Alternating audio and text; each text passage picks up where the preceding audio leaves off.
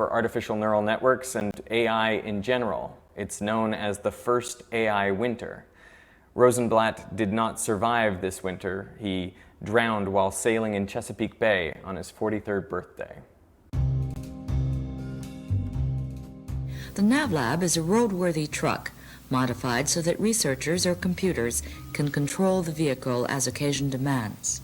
In the 1980s, there was an AI resurgence when researchers at Carnegie Mellon created one of the first self-driving cars. The vehicle was steered by an artificial neural network called Alvin.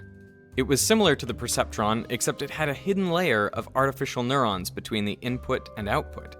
As input, Alvin received 30 by 32 pixel images of the road ahead.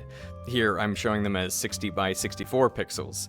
But each of these input neurons was connected via an adjustable weight to a hidden layer of 4 neurons. These were each connected to 32 output neurons. So to go from one layer of the network to the next, you perform a matrix multiplication.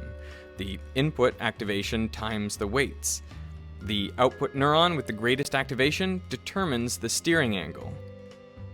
To train the neural net, a human drove the vehicle, providing the correct steering angle for a given input image. All the weights in the neural network were adjusted through the training so that Alvin's output better matched that of the human driver. The method for adjusting the weights is called backpropagation, which I won't go into here, but Welch Labs has a great series on this which I'll link to in the description. Again, you can visualize the weights for the 4 hidden neurons as images. The weights are initially set to be random, but as training progresses, the computer learns to pick up on certain patterns. You can see the road markings emerge in the weights. Simultaneously, the output steering angle coalesces onto the human steering angle. The computer drove the vehicle at a top speed of around 1 or 2 kilometers per hour. It was limited by the speed at which the computer could perform matrix multiplication.